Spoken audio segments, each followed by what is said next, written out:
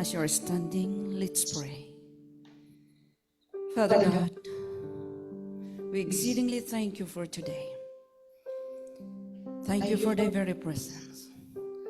Father, I pray that you will grant us success today by giving us that favor, in giving us that hide your servant and anoint your servant to preach your word.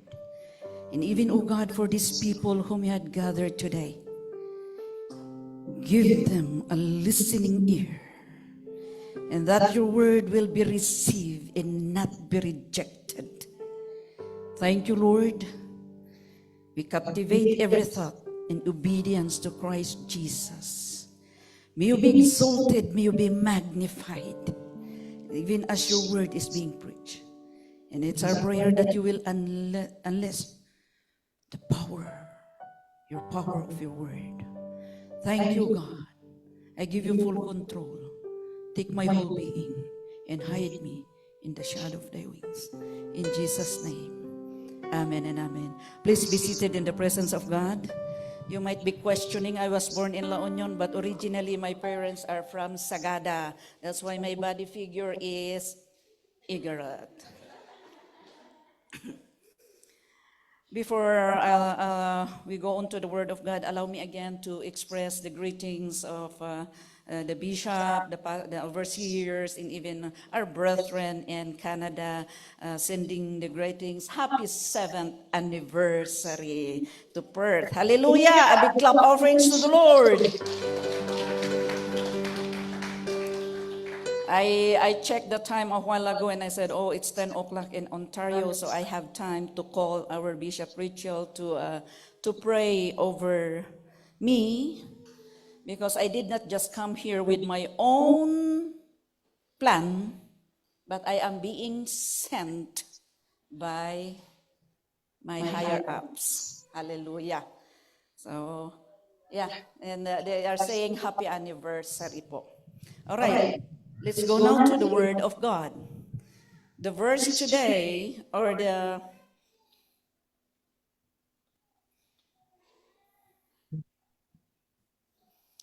our theme today, it says in John 15:16, you did not choose me, but I chose you and appointed you so that you go and bear fruit. First and foremost, may we come to understand that God, Jesus, made a choice for you and me to choose us. Maybe you did not think of that you are just existing for nothing, but today I'd like you to understand that God made a choice to choose us. Are you not glad if you are being chosen? You said, I'm chosen by Jesus Christ. Hallelujah. That's why we should be thankful and say, thank you, Jesus. If your name is being chosen by the Australian government, that you will be given permanent residence, permi siguro tilaglagtom. Now that we are listening that God had chosen you, kasla awan reaction. That's why today, may we come to understand, whether you like it, it's up to us if we receive the choice of God to us or not. But God is saying, in spite of that you did not choose me, I choose you. Thank you, Lord. But gamin it's gamin that I choose you to bear fruit. Gamin eh. But if I choose you to be the manager, hallelujah. I choose you to be the supervisor of the company, hallelujah. But nevertheless, at the end of the day, you don't regret if you accept the offer of God that I have chosen you. Now, the criteria of God in choosing us is not the same as the criteria of the politician. Hallelujah. I don't have the qualification, but I thank the Lord. He had chosen me. Hallelujah. When Paul was being tested, he started, I'm doing foolish things. He started mentioning, when you, I am a Roman citizen, I am a Jew, I am this and I am that. When it comes to education, I am this, I am being trained by Gamaliel. Because people are challenging him, they are pinning him down. That's why he was forced to mention. But not me. I will mention to you. Take 2 in CEE, bagsak sa CPE board exam. Kaya wala akong pinagmamalaki. Wala akong pinagmamalaki when it comes to education, mga kapatid. Ang pinagmamalaki ko, when God opened up my spiritual senses to understand the Word and to preach His Word. Yun na lang po ang pinagmamalaki ko. God opened up my senses. And now, before I cannot recite at school, I'm trembling so much from the top of my head to the sole of my toe. But now, yan lang po ang pwede kong ipagmamalaki. When God changed me and empowered me to preach the gospel, praise the Lord, never mind the education. Bagsak sa NCEE, take 2. And fail in the CPE exam. It's okay. Bagsak, pero andito naman sa Australia ngayon. Where are the engineers and the attorneys that God will use? But this is the criteria of God in choosing us. 1 Corinthians chapter 1, verse 27 to 29. Sorry, talagang normal ko na to. I have built-in speaker. I'm just excited. 1 Corinthians chapter 1, verse 27 to 29.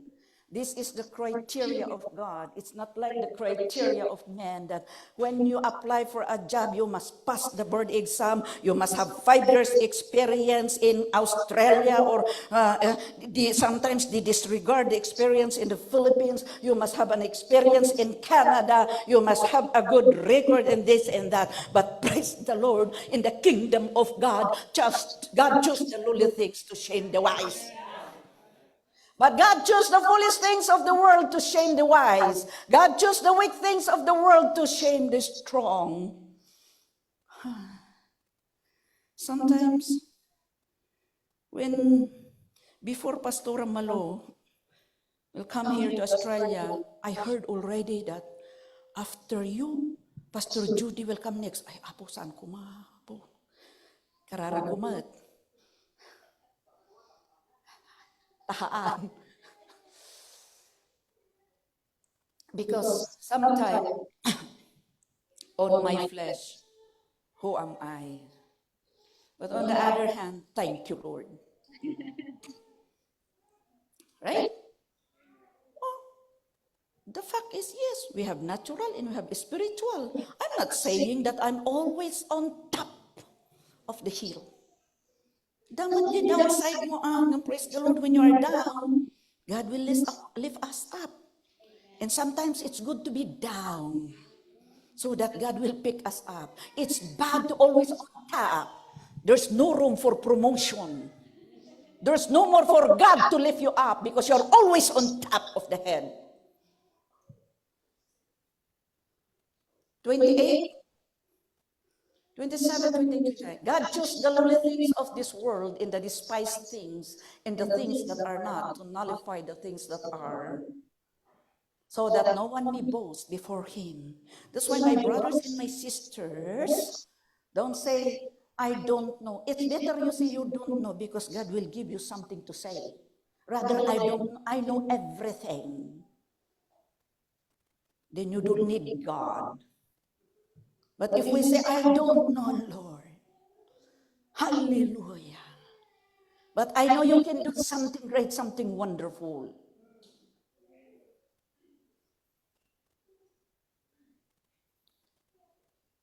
And sometimes, my children are my critics. Mom, your pronunciation. Yeah? But did you understand the message? Yeah, but your pronunciation. At least. Now I understand. I think there's no wrong pronunciation, because when I come here in Australia, how are you today? What are you saying? In Canada, today. Here, today. So, today. Hiya. Here is hiya.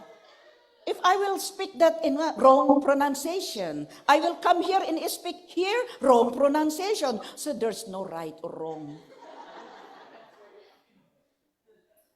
Right?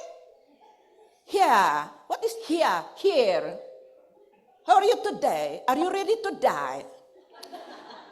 So I'll go back to Canada and I say, how are you today? What are you saying, Pastora? So there's no wrong pronunciation. You go to UK, iba na naman ang pronunciation siguro doon. Anyway, all right, choose. God has chosen us. Remember that. God said, I choose you even you did not choose me. If you live today and you are rejecting the choice of God to you, you will be at loss. But if you are hearing right now and sinking in your heart and meditating that you are being chosen by God, hallelujah, praise the Lord. Amen, amen. Right. And not only that Jesus had chosen us, but He also appointed us. Hallelujah. I am being chosen to be sent here among all the pastors of Canada. And not just only chosen, I am being appointed to preach the gospel today. Amen. So what is chosen and appointed? I am being designated, I'm being assigned to preach by Jesus Christ through the servant of God. So handak nga anusan, ragragsakan nyo, because I am being chosen, I am being appointed to preach the gospel today. So nga oreno, nababati adal ko, dumngag kayo ti sa uti apo. Right? Because what I'm preaching is the word of God. It's not about accounting. And I learn through sufferings and through tribulation in the oven. Yan ang mga pwede kong ipagmalaki. Yung mga pagsubok sa buhay na nadaanan. But God lift us up. God is our refuge and our strength and our strong tower. Yan po ang pwede kong ipagmalaki. When everyone pointed at you and you're still standing firm. If I did not stood firm, I'm not here in Australia today. Be encouraged to all of you who are undergoing trials and sufferings, because the best is yet to come.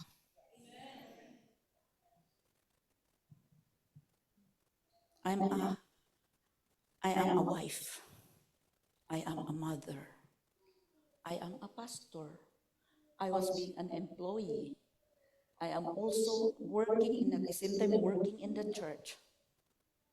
Being a leader, being to be pointed out, to be accused, to be blamed. But praise the Lord. Hallelujah. Amen, amen. Nagmayat. It's really good to pass through the oven, because when you come out, like me right now, I have something to say. If I did not go through sufferings, what will I speak to you? It's just a theory? It's just a written scriptures? Without rema? My husband, we were both unbelievers at the time. When I came to know the Lord in Hong Kong. Because of trials drove me to apply in Hong Kong. No, hoping that our lives will become better. But it turned to better because the moment I came to know the Lord, I continued to obey Him. And I don't forget what Pastor Moses preached the time. If you do God's business first, God will take care of your family business. I received that. And even I'm not sending money to my husband, God took care of them. Priority, God first. In the Matthew 6:33, it's right. All these things, including the ang balbaliw na kinilakay ko, it's added to me.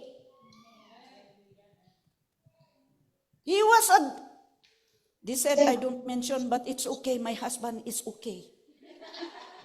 You will name it. But how can I? If I will not mention what God changed, transformed from his life.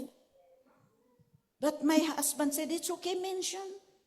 He was once a stockholder in Magsaysay Avenue who are from Baguio City. When I say stockholder, ay ka bisitaan da amin nga inuman kadaan niya dyan.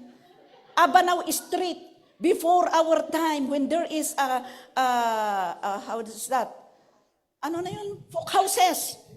Huh? And he was working in accounting, Wagan accounting office. And his client is massage clinic above Dangway Station. And what do you think about massage clinic? Right? But you know, the moment I give my life to the Lord, and I received that revelation that our bishop preached, I'm hearing negative about him, but I have peace in the midst of the storm. And I'm still claiming the promise of God.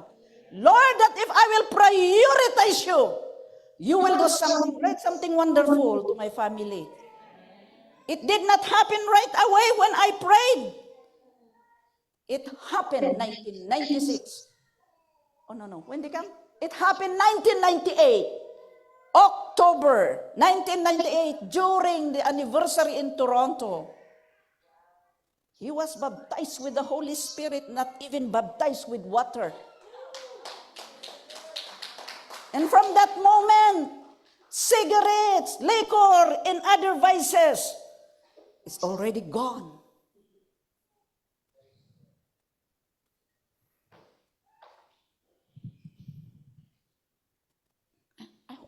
Why did I go there? Okay, let me go back. It's about chosen and appointed. Today, if you're rejecting the appointment, if you're appointed to be usher, you're appointed to be a music ministry, if you're appointed to preach, if you're appointed to evangelize, and you are rejecting it, you are rejecting the blessings of God. You go on your way. I'm mentioning, God is not a liar, and I'm testifying to what God has done. May it be simple, but there is simple trials on me that it's become major to you, but it's simple to me. But it's still the same trials that can pull us down. Right, so you must not be running away from God. You must receive and understand. Jesus is saying right now, you never have in your mind to choose me. But I'd like to let you know that no, even you did not choose me, I'm choosing you and I'm appointing you. To what? Next. Dahil tangkad kami. To go. To go. To go. Is that how to pronounce here? Here. Okay. To go. All right. To go. To go is a command of God that needs to be obeyed. Hello? It's a command of God that needs to be obeyed. When it is a command, when it is a command, we need to obey. Right? Otherwise, okay. All right. May I have Deuteronomy 5:29. Deuteronomy 5:29.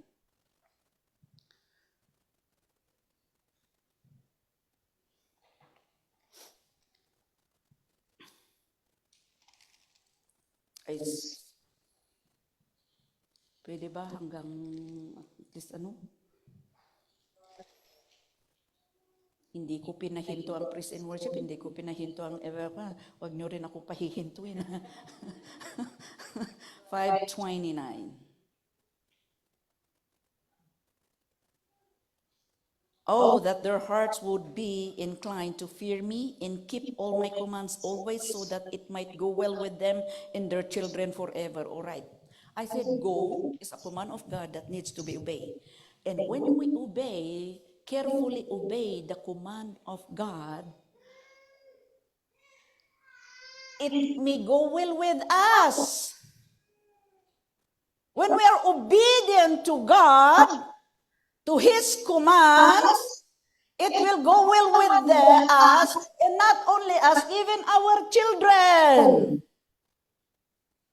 Do you have a hard time in disciplining and controlling your children? Give it to the Lord, but you do have to do something. You have to obey.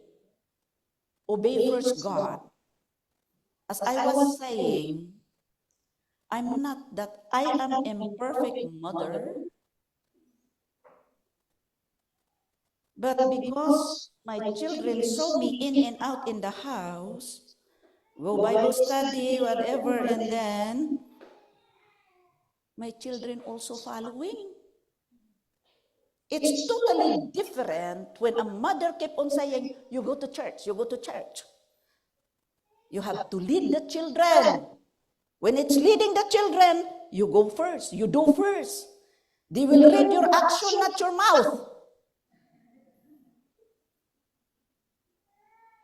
In this time, I give glory and honor to the Lord because I said, God, I cannot control them.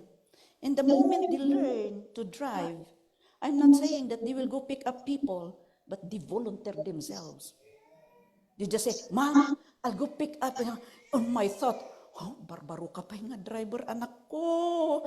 Bago ka pa lang, sasabihin ko sana, pero God, take over. Adam lang tayo dyan ka, barbaro ka pa nag-pick up, fully loaded nga lugan. I full load, gaya man nga fully loaded. 5 limada, going to the north and going to the south. But Lord, I believe as they will obey you also, you will bless them. Aside from my obedience, in their own obedience, God is pleased. I'm not speaking only to the biological parents, all right? If we are a leader, take the lead. Hello? Take the lead. Sometimes to teach the people to be a giver, sikapay nga muna tayo magpakan kanyada. And then next, they will learn. Ay, my turn, alangan man ni pastora nga kang kanayon. We will take the lead in every way, in many ways. And one thing I learned also from the bishop, that is their lives. Take the lead in picking up people until they will say, oh, our pastors are running there and running here. And then, even you are not commanding them, they're also doing that. It may go well if all of us, biological and spiritual parents, carefully obeying God, it may go well with us. Not only in one area of our lives, every aspect of our lives. All right. Exodus 19:5.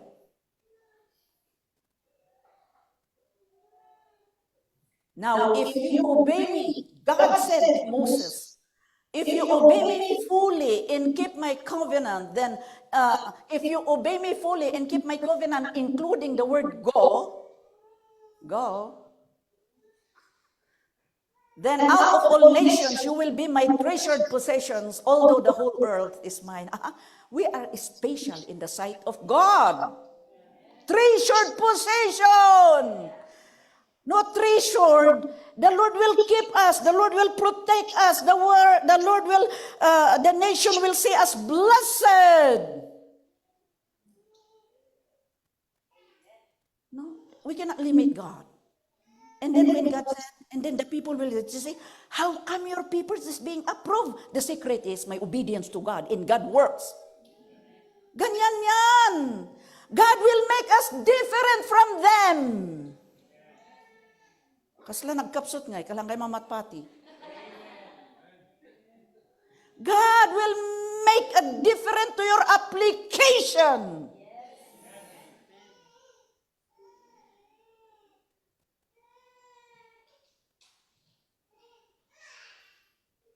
Just to let you know that I don't know that I was TNT in Canada.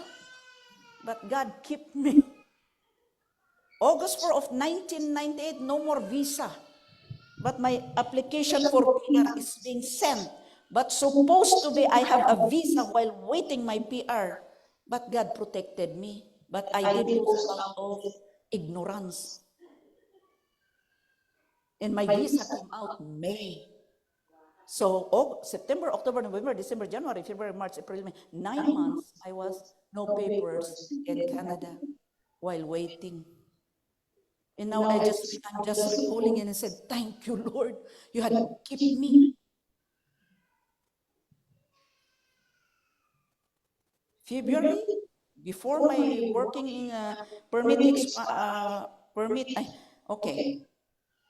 Yeah, I supposed to work 2 years with my employer, but February of my last year to them, Judy, my husband has no work. But you know what? I don't want you to be trouble with immigration. I still keep your papers. Anong ginawa niya? Binabayaran because that is the proof. Binabayaran niya yung tax ko para parang it-use na continuous. You could just imagine all those favor.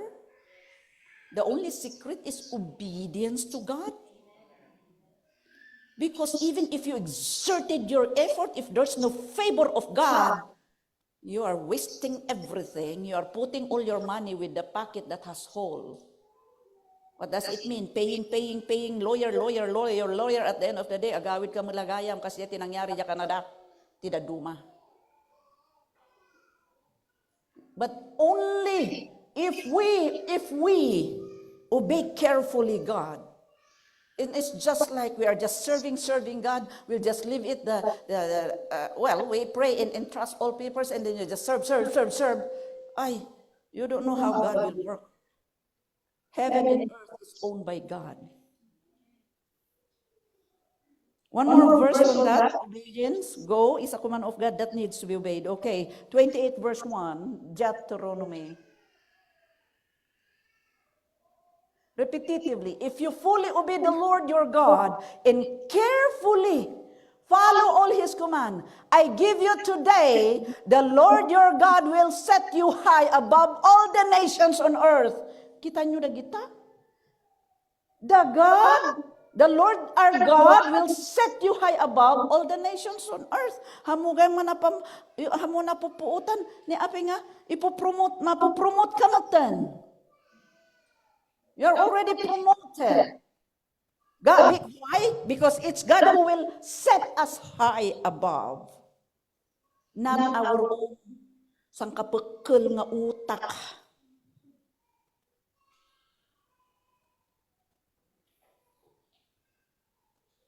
Telling you, if we don't read the word of God and receive it, masticate it, and claim it, and tell it to God, bring back to the Lord.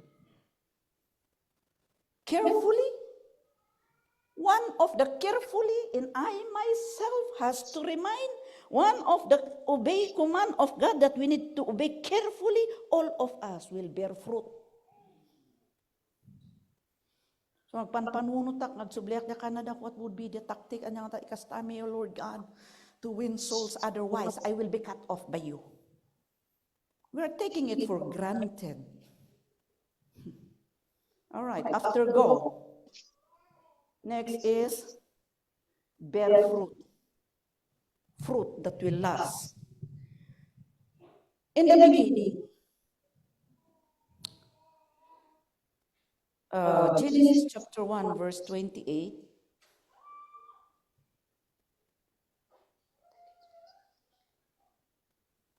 Genesis chapter 1, verse 28. God blessed them and said to them, be fruitful and increase in number, fill the earth and subdue it. Genesis chapter 9, verse 1.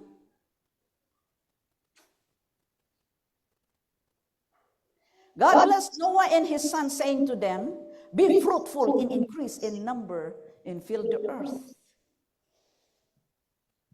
God created man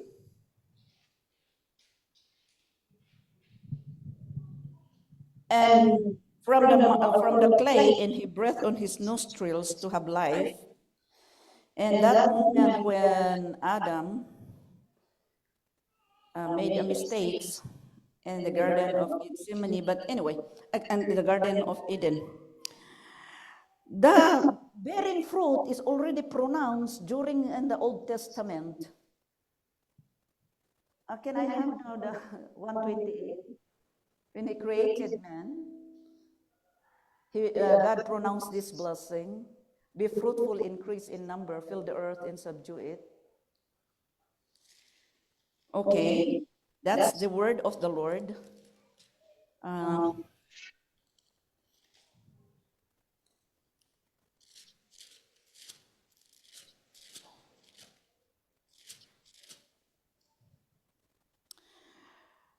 To populate the earth. In the Old Testament or during the time, to populate the earth is Adam has to lay down with his wife. There must be union, right? And then to populate the earth. And then after that, they have the children, and then they get married, and there's a union, and then people after, is multiplying. The number of the people is multiplying, right? But there must be a union between man and a woman. Okay. To populate the earth. Listen, in the Old Testament, to populate the earth. And now when Jesus came, the same, it says, there's a command to all of us now to bear fruit. But this time,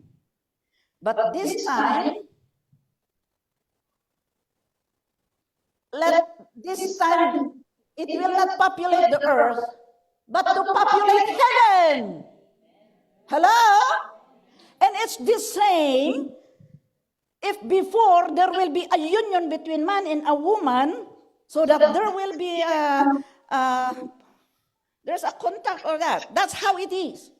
But this time also, we have to bear fruit, but we are no longer union with the man and the woman, but we need to abide in the Lord Jesus Christ to produce souls in the kingdom of God, to populate heaven, not to populate the earth. That's why it's very important now to go and bear fruit, to go and evangelize, so that we will populate heaven. Fruit that will last. The fruit that will last. Of course, soul will last that receive the word of God, because I'm telling you, Matthew 24:35. Matthew 24:35. Heaven and earth will pass away, but my words will never pass away. My brothers and my sisters, if we evangelize the people, and the word they will receive the word, who is Jesus, even if they will die on earth, well, then on the rapture, they will rise up and they go to heaven, and that fruit lasts. Because the word of God that is in them will never pass away. Hello? That's the reason why we need to go and evangelize. And when we go and evangelize, we tell about Jesus. We tell the good news, not the free believers, not the word of man, but the word. And the word of God will never pass away. That's why for every soul that we share the word of God, and they receive Jesus in their lives, and they continue to serve the Lord, even if they will die, they will rise up on the rapture, and they will be in heaven. Hello? That's why when we go, we share the word of God, not the life of other people, not the life of free believers. There are other group, they are talking about free believers instead of preaching the word of God. They're evangelizing others they evangelize others by destroying free believers so that they will go to their group. That's the reality. You know, in free believers, they always have two givings. And I said, surely it will die because it's not the word of God. Diba? That's why how? Let's go and bear fruit now. And how? Preach the good news. Tell the good news. So that when they die, when the rapture comes, they are the fruit that lasts in heaven. Sigurado kayong gata? How about you here? Are you sure that if Jesus comes anytime, we will be raptured? Do you have word in your lives? Did you receive Him? Did you keep on feeding your spirit with the word of God? Because that will remain. Heaven and earth will pass away. Langit kindaga, mapukaw da, ngam da sa una apo Diyos saan. So nga matay ka, nga da sa uti apo, agungar ka. Ilocano, Igorot, Tagalog. Di ba ho? Lahat tayo. Not exempting myself. If I have heard the word of God, anytime, even the bird be 6 feet, when the trumpet call, I will rise up. What will I rise up through my soul, inside my soul? The word of God. Jesus. Heaven and earth will pass away. Kaya yung mga bangko natin na maraming laman, it will pass away anyway. Ang mundong itinitirhan natin will pass away. Ang maiiwan yung salita ng Panginoon. Hello? Yung mga medalya na nakasabit at nakabitin, magugunaw rin lang naman yan. I'm not saying it's bad. Let's balance it. To have them, but to have more the Lord in our lives and to obey Him.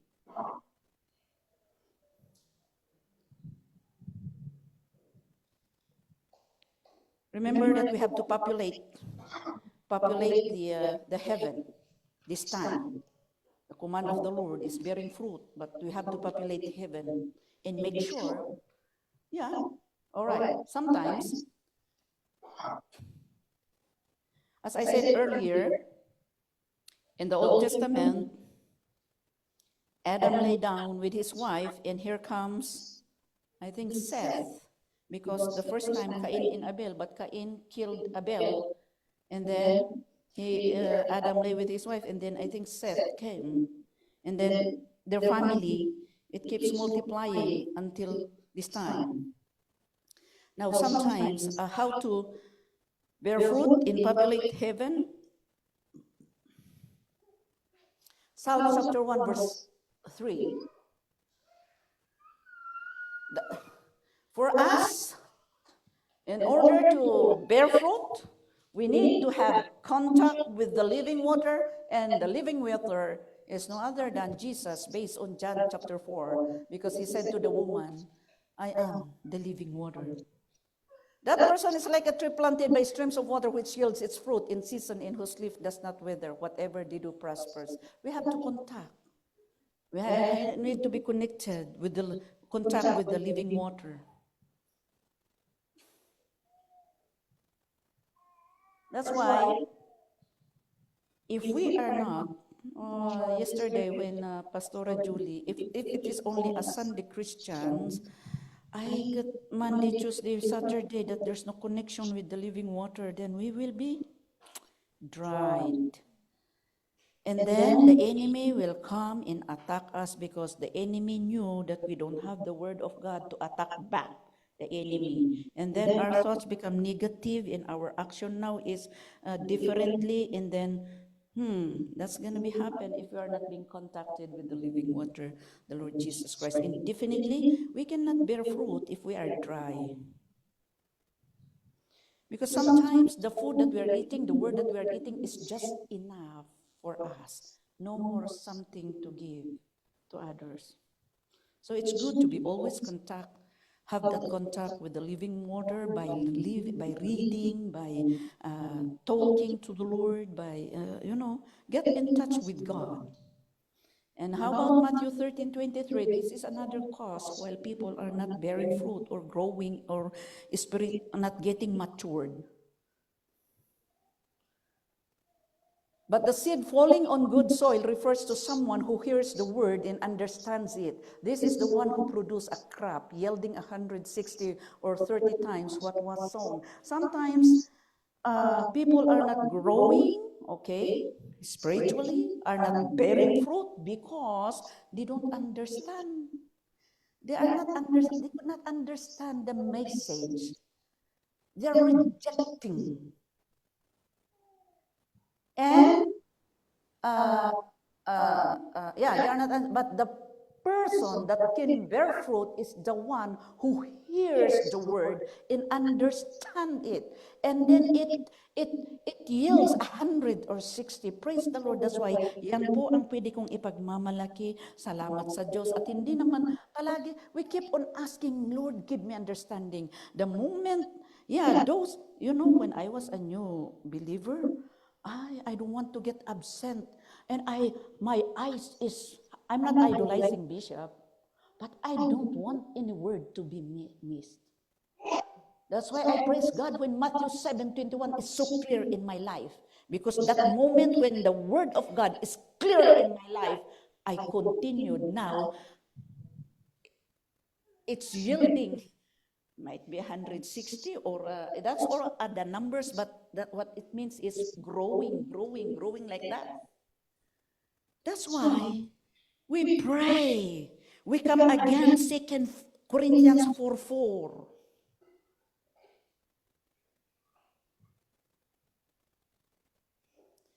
We have to bind this one. That spirit that blinding the mind of the people. That's why they could not see and understand the gospel. And so that it will not hard for everyone. Why not individually say, God, in the mighty name of Jesus, I break this spiritual blindness. Give me understanding. I need the Holy Spirit. The God of this age, the devil, Satan, has blinded the minds of unbelievers so that they cannot see the light of the gospel that displays the glory of Christ, who is in the image of God. The devil is at work. Even today, the devil is working, causing people to sleep. So that they will miss every word. And in the name of Jesus, I pray for light.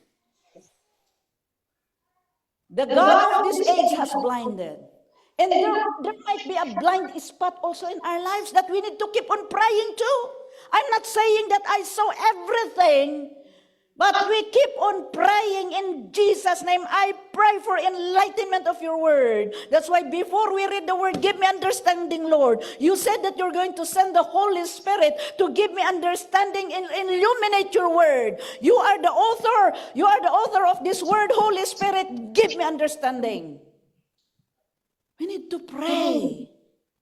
Because otherwise, we will not be growing because Matthew 23:33. Matthew 13:23. No. What's that? Matthew 13:23.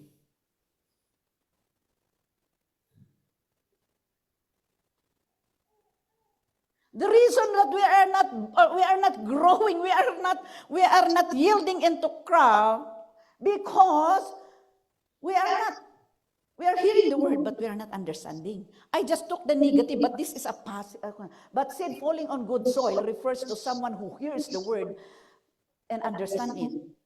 Okay, yan yung lumalago. Pero yung hindi lumalago, take the negative, opposite that. They are not understanding. The soil of their hearts is filled with worry and materialism.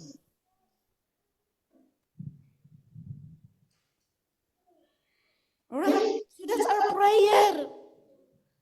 Lord, give me understanding of your word, because when we understand it, look at the child. You're giving instruction in here. Can you bring that to your kitchen?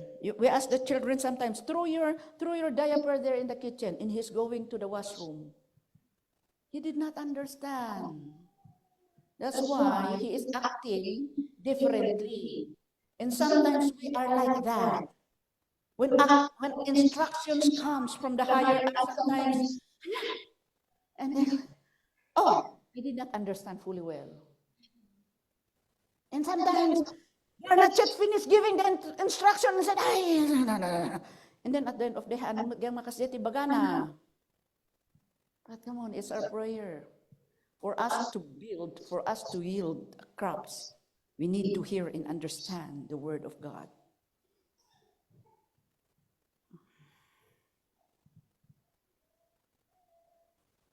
No, I did not understand what I wrote in here. Okay, in order to ask for, for those who are bearing fruit naman, ito naman ang encouragement sa atin. John 15:2. Pag namumunga ka na, marami ka nang na-evangelize, may it be the spiritual bear fruit or more souls. This is a very encouraging word to all of us. John 15:2.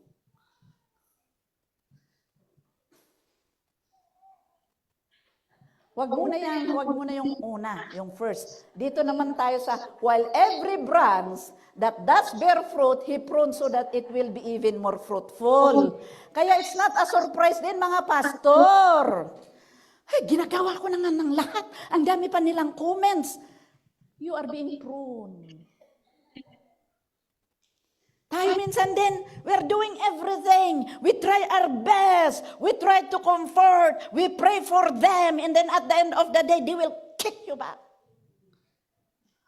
Pruning yun po, pastor. Pruning po yun. Pinuprune lang tayo para lalong we will become more fruitful. Baka nung kulang ng patience and self-control, kaya sige pa rin. Kaya gusto ng Panginoon na self-control, patience, the fruit of the Holy Spirit is manifesting. Kaya yan, dinadaan tayo. Sinundo-sundo ko pa naman. Binilhan ko pa naman. Hey, ganito, ganon. We try to take care of them. And then at the end of the day, Pastora, I'm sorry. Oh, Lord. Thank you, Lord, for the pruning ko na tayo lahat. Di ba? Yan. Bakit hindi nag-imin tong dalawang pastor na to?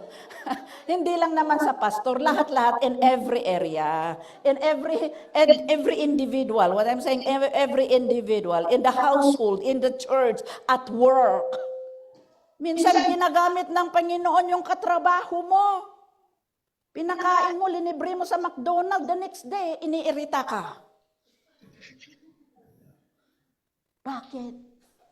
Para lalabas yung, the joy of the Lord is my strength, or self-control. Ganun lang po naman. Kaya huwag tayong madidismaya minsan that in spite of, we are still to bear more fruit. Okay. Huwag na natin muna basahin yung first phrase dyan. Okay. Ano mo sa 15:5? Kasi nasa tayo how to bear fruit and populate the heaven is, Okay. Ito, I am the vine, you are the branches. If you remain in me and I in you, you will bear much fruit. Apart from me, you can do nothing. Ayan. Even in the natural, the lady cannot just get pregnant without clinging to the man. Yes, supposed to be to the man, not to the woman. Even how much they embrace to one another, it will not bear fruit. It should be back to the original. Adam and Eve must cling, must abide, must be in connection in order to bear fruit. Now, for us to bear fruit, we have to remain in our Lord Jesus Christ. Because apart from Him, we can do nothing. Minsan nga, ang bilis natin Siguro pag nangangailangan lang tayo, minsan nakiniklaim natin to, Lord Jesus, I cannot pass the exam without you. Help me, Lord. At least pa naman, okay, we still get His word. Yung maya, this is bearing fruit, we must be, in order for us to bear fruit, more souls, we have to remain in the Lord, abide in Christ Jesus. Because without the anointing of the Lord, of our sharing to them, there's no conviction. Wala pong conviction. Pero, if we abide in the Lord, we are connected with the Lord, and we are the extension of His mouth. And the Lord cleanse our lips and anoint our lips. When we speak the word, agpay sumudya ko na nadajay, sananto ko namat. Right? So, that's, in order to bear fruit, we need to contact with the living water, hear and understand the word, and we need to be pruned and abiding in the Lord Jesus Christ. Now, how about what happened? That's why do not take it for granted, these things naman na. Punta na tayo kay 15:2, please. If we will not bear fruit, of which I myself is praying, God, help me, I'm not. Kaslagamin na tayo nung maminsan nga born again in Pentecostal, I received Jesus Christ as my Lord and personal Savior, I am saved. We are being redeemed from the hands of the enemy. We are being forgiven. We are being cleansed from our sins so that we have the freedom to do His will. Hanga forever saved ka na. Na waya-wayaan tayon. Our sin has been forgiven. We are cleansed. We are been, by the blood of Jesus, we are cleansed. Now, we have the freedom to go and speak the word of God. So, it's not saved forever. Jesus is in us so that we will be empowered to share His word and to evangelize and to win more souls unto His kingdom. But if we will not do, we will not take for granted this one. He cuts off every branch in me that bears no fruit. Hello? So nga, Lord, ikararag tayo mat dito ita. We will not just be taking for granted. How many souls did we usher into the kingdom of God now? Personal, not in the mass evangelism, but personally. Did we usher souls into the kingdom of God? Praise God, before I leave Hong Kong, adaduwa. And up to now, agtultuloy da nga agserbi. And even the family back home in the Philippines is also worshiping the Lord. And it will be, we will be cut off. Now, Matthew 3:10. There it says we will be cut off.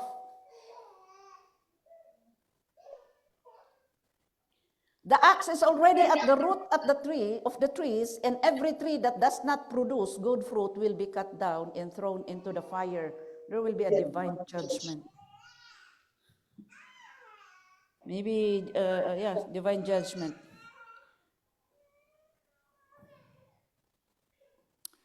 Luke chapter 13, verse 6.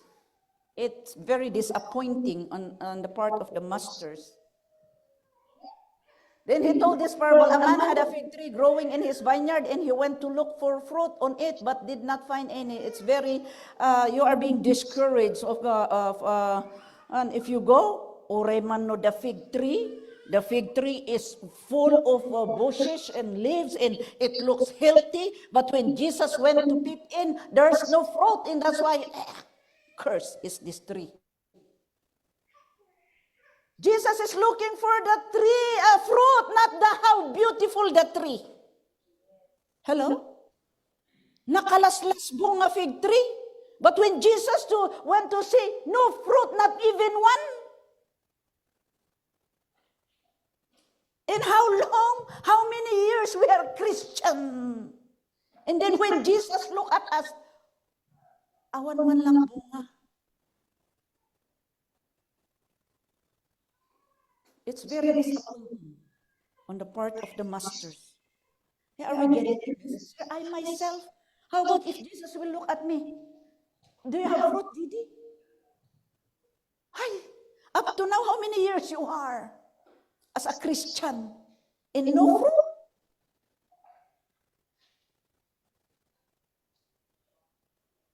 But you know, the gardener said, leave it alone. I'll try to fertilize. I will try to pray more. I'll try to pray and fast. Hopefully, they will come to know and receive you as their Lord and personal Savior. I hope and I pray, God, give me time. Give me more time to fertilize. And I hope it will not just the bushes to be fertilized, but they will turn into soul as a fruit.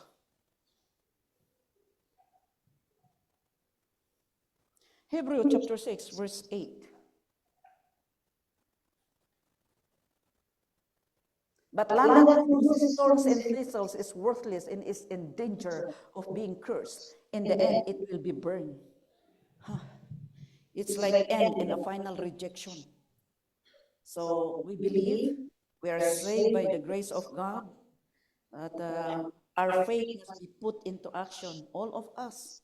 We believe in the Lord Jesus Christ. We believe that we are filled with the Holy Spirit. Now, there is a command of God to everyone. To everyone. We don't need to get married, Adam or Eve, just to produce soul this time. We just remain connected to the Lord Jesus Christ and produce souls into the kingdom of God to populate heaven. It's a command to all of us, so that we will not be end in a final rejection. This land that produces thorns and thistles is worthless and in danger of being cursed. In the end, it will be burned. This command is to every one of us. Now, let's go now to the blessings of those who are bearing fruit. Those who are bearing fruit. John 15:8.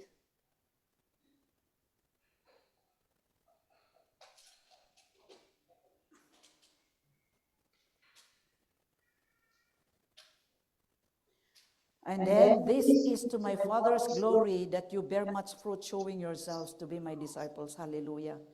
Hallelujah. If we are bearing fruit, this brings glory to the Father. In the natural, of course, I heard from this, at least, kaya nung ako'y nabuntis, yes! At least hanang nabaog ko na nila kay ko. Now, if we try to explain the joy of God, if we are bearing fruit, as souls into heaven, and it brings glory to His name, yes, at least they listen, obey my word. They're obeying my word. It takes joy in my heart. When souls come into the kingdom, yes, they're obeying me, they're listening me, they're doing their job. It brings glory to the Father. Maragragsakan mo't niya Apo Dios. But as I said, in the natural, and without malice, all right? Without malice. When the first time I breastfed my child, it serves the purpose of my whole being. The purpose, as I said, without malice, the purpose of this creation of God, it serves the purpose. It gives me joy. I said, oh, I'm a woman. I'm not saying for those of you who have no child yet, but I'm trying to explain the joy of God when we ushered souls unto His kingdom. The purpose of our creation is fulfilled, and our God is blessed, and we are bringing glory to Him. That's why mga grandchildren, permi tiragsak da. You know, I am with the senior, akas diya gayam tiragsak da. Hallelujah. Malakas pa pala ang aking tuhod. Kaya may apo pa pala ako. That's why I believe Sister Janie was in Edmonton when the coming out of David and said, it's like makirikrik na ang mo din nga, how's your feeling nga, Sister Jenny? No, mabalin ko ma, tumayabak, jayon. Because I myself thought, oh, and then we keep on watching the video, here. Oh, it gives joy. Hallelujah! Kaya tumatanda ang mga grandma and grandpa habang the more children that our children producing is, hallelujah, praise God. Kaya magana-ganak kayo. Spiritually magana-ganak din tayo para masaya ang ating Diyos. Maraming kaluluwa and we will populate heaven.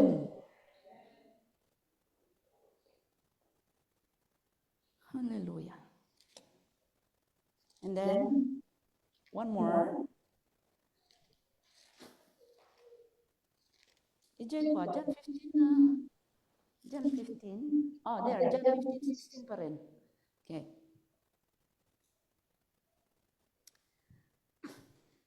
Mga kapatid, may connection na po sa pagsagot ng mga tinatanong at hinihingi natin sa Panginoon. You did not choose me, but I chose you and appointed you that you might go and bear fruit that will last. Fruit that will last, sigurado nga di inimbita mo kat mapanto dya langit, dati sa sautya pa niya na. So that, and then, whatever you ask in my name, the Father will give you. Baka mo hindrances, kaya hindi binibigay pa ng Panginoon yung hinihingi mo dahil wala pang kaluluwa. You are not bearing fruit yet. Hello? Diba? Now, that you are bearing fruit, sabi ng Diyos, now, whatever you ask, what are you asking? Your work permit, your visa, the salvation of your family, that you will grow matured, that you will know more of God. And then Jesus will do it. His word is true. Mga kapatid, if we reverse that, if we put the other way, if you are not bearing fruit, then God will not answer the prayer, what you are asking. Whatever you ask in my name, the Father will give you. Jesus saying. So Jesus, I ask favor. Oh, nakarit kan ata, da anak mo matan. Now, here is the fruit, Jesus. Here's now my fruit. You said in your word. Now you have to give back the word of God to him. And he is not a liar. He is not a liar. Number 23:19. God is not a liar.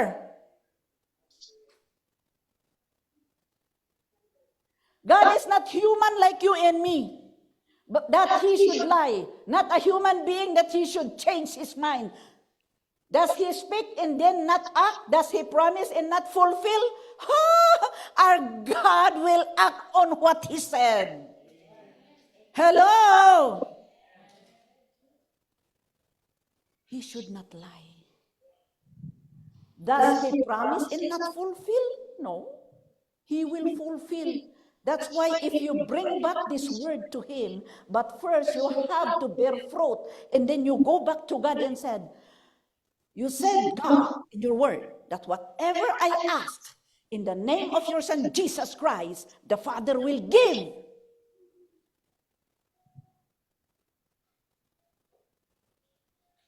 John 15:16. Surutan niyo yun. Okay. Very solid promise of God. Hanggang laslastog na po Diyos. So whatever you ask in the name of Jesus Christ, I need a child. I need my Isaac, Lord. I ask my Isaac. Oh, I ask my Rebecca.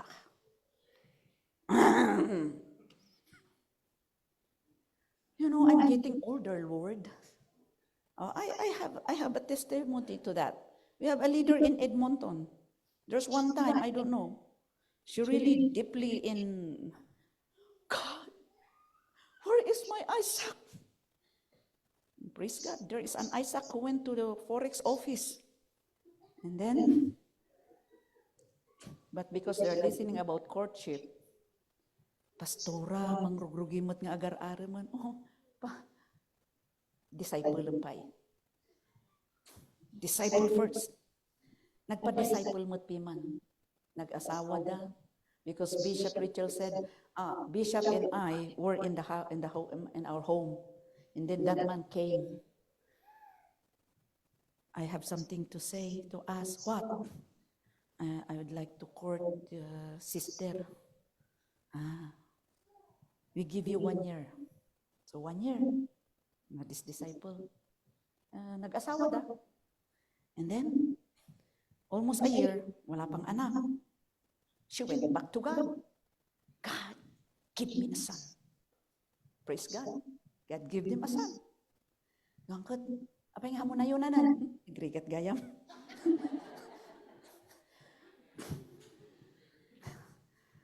Idi, sumanangit ka, ngay kanda ka. Iti, give me a son. Now that the Lord open your womb, more, at least 2 or 3. No, 1 is enough. Oh, you are the one controlling yourself now, huh? You are not under the control of God. Well, what I'm saying here, it's true. Hallelujah. I do hope that each one of us be awakened.